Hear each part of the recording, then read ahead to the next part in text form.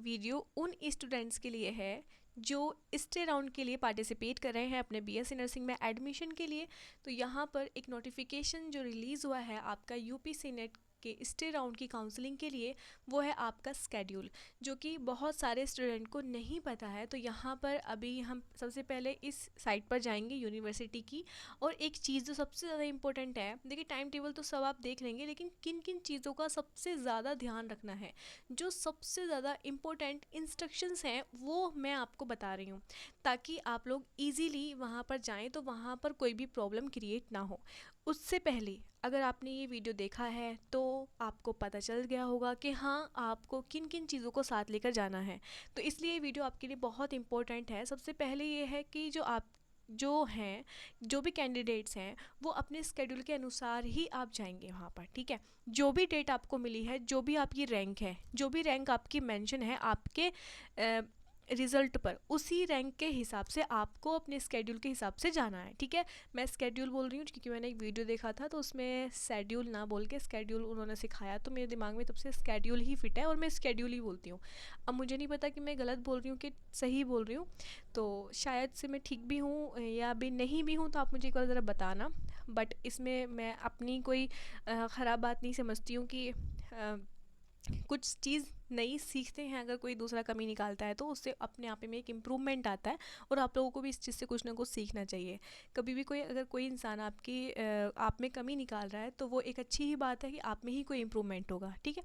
Second thing is, counselling केवल सीटों की उपलब्धता तक ही की जाएगी। That means counselling will be done only up to availability of the seat, ठीक है। जितनी सीट होंगी किसी भी कॉलेज में उसी के अकॉर्डिंग ही आपकी काउंसलिंग की जाएगी, ठीक है। थर्ड है आपका, काउंसलिंग स्थल पर अभ्यर्थियों को सीटें मेरिट के आधार पर ही आवंटित की जाएंगी। यानी कि जो उनकी मेरिट लिस्ट है, मेरिट लिस्ट यानी कि जो उनका जितनी उनकी रैंक है उसी के हिसाब से उन्हें सीट अलॉट होगी। यानी कि साफ साफ मेंशन है कि कोई गारंटी नहीं है कि अगर आपकी जो आपकी रैंक है वो बहुत ज़्यादा है तो आपको कंफर्म है कि हाँ आपको उसी कॉलेज में एडमिशन मिल जाएगा जिस कॉलेज में आप चाहते हैं। तो ऐसा कुछ भी नहीं है। इन्होंने लिखा है कि वहाँ पर जो सीट अलॉट होगी वो कैंडिडेट्स को वही दी जाएगी ऑर्डर टू मेरिट, यानी कि उसकी रैंक के हिसाब से, ठीक है। ओके, नेक्स्ट की तरफ मूव करते हैं। कैंडिडेट्स को stay round counselling registration form का प्रिंट आउट लेकर आना चाहिए। अब बहुत सारे स्टूडेंट्स इस पर कंफ्यूज हैं कि काउंसलिंग रजिस्ट्रेशन फॉर्म क्या है। काउंसलिंग रजिस्ट्रेशन फॉर्म की जो आपने काउंसलिंग कराई है, रजिस्ट्रेशन कराया है स्टे राउंड के लिए, ऑनलाइन फॉर्म फिल किया है ना, उसका फॉर्म काउंसलिंग रजिस्ट्रेशन का जो आपने स्टे राउंड में काउंसलिंग कराई है, ठीक है। अभी देखो आगे बहुत सारी चीज़ें ऐसी हैं जो आपको ध्यान में सबसे ज़्यादा रखनी है ताकि आपको वहाँ पर जाकर कोई प्रॉब्लम ना आए। लखनऊ काफ़ी दूर होगा आपके घर से और कुछ का वही सिटी होगा तो उनको तो प्रॉब्लम आने वाली है नहीं, लेकिन जो स्टूडेंट्स बहुत दूर दूर से जा रहे हैं लखनऊ तो उनको थोड़ी प्रॉब्लम आ सकती है। इसलिए ये वीडियो प्रॉपर देखना और मेरी बातों को ध्यान से सुनना, ठीक है। अभी दूसरा क्या है, the candidates are required to carry all the original certificate documents along with them, failing which they will not be eligible for counselling and admission, ठीक है। उनको अपने जो सर्टिफिकेट्स एंड डॉक्यूमेंट्स हैं वो उनको क्या लेके जाने हैं, ओरिजिनल लेके जाने हैं। उन्हें अपने जो फोटोकॉपी होती है, जेरॉक्स कॉपी, वो नहीं लेके जानी है, आपको ओरिजिनल सर्टिफिकेट लेके जाने हैं। अगर आप ये नहीं लेकर जाते हो तो क्या होगा, एडमिशन नहीं होगा, आपका एडमिशन नहीं होगा बच्चे। तो आपको अपने ओरिजिनल सर्टिफिकेट लेकर जाने हैं, ज़रूर से ज़रूर लेके जाने हैं, ध्यान रखना है। जो भी ओरिजिनल डॉक्यूमेंट्स हैं, देखिए मैं पहले भी वीडियो बना चुकी हूँ अपनी क्या क्या डॉक्यूमेंट्स आपको चाहिए होते हैं। अगर आपको फिर भी नहीं पता है तो आप मुझे कमेंट कर देना, मैं कल इस पर फिर से वीडियो बना दूँगी, क्योंकि अभी टाइम थोड़ा है आपके जाने में आपके यूनिवर्सिटी, तो उससे पहले मैं ये वीडियो बना सकती हूँ आपके लिए अगर आप चाहेंगे तो। अगर आपको पता है तो बहुत अच्छी बात है, लेकिन इनको कमेंट्स ज़्यादा आते हैं कि अब मेरे डॉक्यूमेंट्स के बारे में जानकारी नहीं है दीदी, तो आप मुझे कमेंट करना।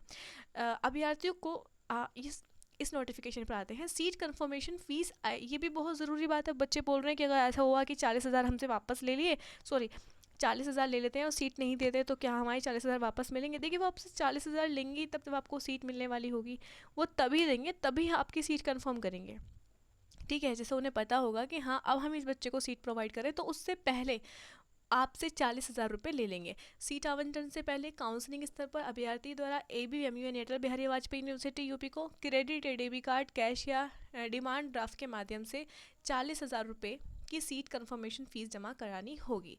अब इसमें लिखा है कैश, इन्होंने इस पर लिखा है कैश, यानी कि कैश भी वहाँ चलेगा, लेकिन ऐसा मैंने पहले तो नहीं सुना कि कैश भी वहाँ मिलता, कैश नहीं, कैश में लगता था कि कैश नहीं वहाँ पर लेते हैं, एक्सेप्ट करते हैं, लेकिन क्रेडिट कार्ड से भी, डेबिट कार्ड से भी कैश या फिर डिमांड ड्राफ्ट के माध्यम से भी आप 40,000 रुपये वहाँ पर सबमिट कर सकते हो, ठीक है। लेकिन उससे पहले जब आपको सीट अलॉट हो जाएगी ना, अब आपको क्या मोप अप राउंड तक तो क्या हुआ था कि सीट अलॉट होने के बाद आपको 40,000 रुपये देने पड़ते थे, लेकिन यहाँ पर सीट अलॉटमेंट लेटर या सीट अलॉट होने से पहले आपको पैसे देने हैं।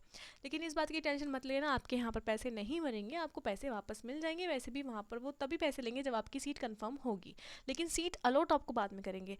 The demand draft should be made in favor of ABMU Common Nursing Entrance Test 2026 payable at Lucknow।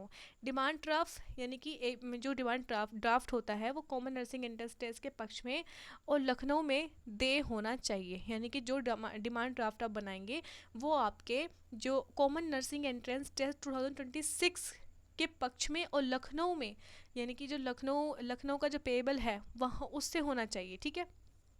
जो डिमांड ड्राफ्ट होता है इसके बारे में मुझे ज़्यादा जानकारी नहीं है, ठीक है, मैं क्लियर बोल रही हूँ, इसके बारे में मुझे ज़्यादा जानकारी नहीं है, सो स्किप इट, ओके। अब लास्ट है आपका all the candidates should have medical fitness certificate. अब लास्ट है लेकिन बहुत इंपॉर्टेंट है कि आपके पास मेडिकल सर्टिफिकेट होना चाहिए। Medical fitness certificate is must compulsory on that place. क्यों, वो अब इन्होंने लिखा है, मेंशन किया है तो चाहिए उनको, इसलिए आपको ये लेके जाना है। बनवाना कहाँ है, यहाँ पर साफ साफ मेंशन है, गवर्नमेंट मेडिकल कॉलेज से या फिर डिस्ट्रिक्ट हॉस्पिटल से या फिर डिस्ट्रिक्ट CMO से। आपको जो आपके जो गवर्नमेंट मेडिकल कॉलेज है, हॉस्पिटल है, आप वहाँ से ईजिली बनवा सकते हैं। मैंने भी बनवाया था।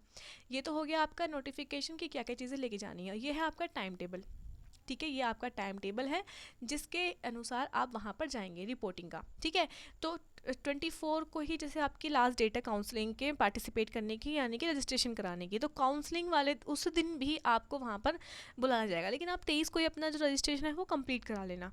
24 को फिर वहाँ पर बुलाया जाएगा, लेकिन रैंक के हिसाब से, जैसे कि यहाँ पर लिखा हुआ है ऑल सब कैटेगरी रैंक, यानी कि ESM, PWD, NCC और क्रिश्चियन या माइनॉरिटी, इस कैटेगरी के जो भी ओपन रैंक से 1 से लेके 3000 तक और 3001 से लेके 8000 तक, यानी कि 24 तारीख को वो स्टूडेंट जाएंगे जो इस कैटेगरी से बिलोंग करते हैं और एक कैटेगरी से लेके 8000 कैटेगरी के अंदर अंदर उनकी रैंक है, तो वो जाएंगे आपके 9 बजे से उनको जाना है और उनका जो रिपोर्टिंग टाइम रहेगा वो 9 बजे से स्टार्ट हो जाएगा और 1 से लेके 3000 रैंक तक आपके 11:30 और लंच के बाद रहेंगे आपके 3000 से 8000 रैंक वाले, ठीक है।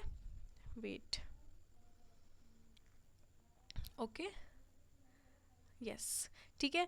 तो और फिर बात करते हैं नेक्स्ट डेट की, तो वो है आपकी 25 यानी कि 25, जिसमें आपका ट्यूसडे है। तो ट्यूसडे, मंडे को भी जाना, मंडे को और ट्यूसडे को, इस दिन यहाँ पर आपकी काउंसलिंग होगी। कैंडिडेट्स ओपन रैंक, जिसकी भी ओपन रैंक कितनी है 8000 से ज़्यादा, फिर आती है 8000 से ऊपर वाली, ठीक है, 8000 से लेके 15000 तक की है, तो वो आपकी सुबह 9 बजे से। कैंडिडेट्स ओपन रैंक जिसकी 15000 से लेके 23000 की है, वो अपनी 11:30 से अपनी रैंक देख लेना, आपके रिजल्ट कार्ड में कितनी रैंक है आपकी, है ना। और आपकी जो रैंक है वो आपकी 23000 से लेके 30000 तक है, तो आपकी ये पूरा टाइम टेबल है, मैं अपने टेलीग्राम चैनल पर इसका अपलोड कर दूंगी। बाकी आप एक बार फिर से नज़र मार लीजिए आपकी जो रैंक है आपकी, उस रैंक के हिसाब से यहाँ आप इसका स्क्रीनशॉट ले सकते हैं। जो भी आपकी रैंक है उस रैंक के हिसाब से आपको कब जाना है। 27 को आपको जाना है थर्सडे में, जिसमें आपकी 3000 से लेके 44,000 तक की रैंक जिसकी भी है वो आपका 27 में जाएंगे। रिजल्ट कार्ड में देख लेना क्या आपकी रैंक मेंशन है। 44,000 से 55,000 तक के जो रैंक वाले हैं वो जाएंगे आपके 29 तारीख में, यानी कि सैटरडे में, ठीक है। अपनी रैंक के हिसाब से ही अपना जो टिकट है वो करा लेना। 30 तारीख को जाएंगे अपना 55,000 से लेके 64,000 तक की रैंक वाले, ठीक है। और जो आपका 31 को जाएंगे आपके 64,000 से 73,000 वाले, ठीक है। और जो 1 तारीख से यानी कि 1 सितंबर को जाएंगे आपके 83,000 रैंक वाले 73,000 से। ये आपके जो स्टूडेंट हैं ये इनका टाइम टेबल है अपनी रैंक के हिसाब से, इसका स्क्रीनशॉट ले सकते हैं। बाकी यहाँ पर टाइम टेबल भी मेंशन है, टाइम टेबल मेंशन है फ्रॉम से लेके यहाँ तक, यानी कि इस टाइम से लेके इस टाइम तक, इस टाइम से लेके इस टाइम तक, इस टाइम से लेके इस टाइम तक, यानी कि आधा घंटा या 1 घंटा इतने में आप पहुंच सकते हो वहाँ पर। फिर आपका जो काउंसलिंग का प्रोसेस है वो होगा, ठीक है। अपना 9 बजे ही आपको पहुंचना है, आराम से वहाँ पे जाकर वहाँ पे ऑब्जर्व करना चीज़ों को, लेट नहीं होना आपको, ठीक है।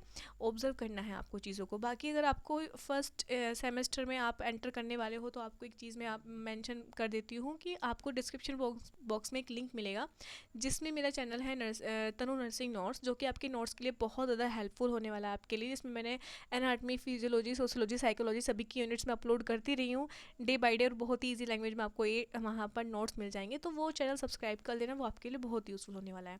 Thank you so much. अगर आपको वीडियो पसंद आया हो तो चैनल को सब्सक्राइब करना, वीडियो को लाइक करना, ऐसे ही सपोर्ट करते रहना। और भी कोई डाउट हो इस राउंड से रिलेटेड तो आप मुझे कमेंट कर सकते हैं। Thank you so much, bye bye.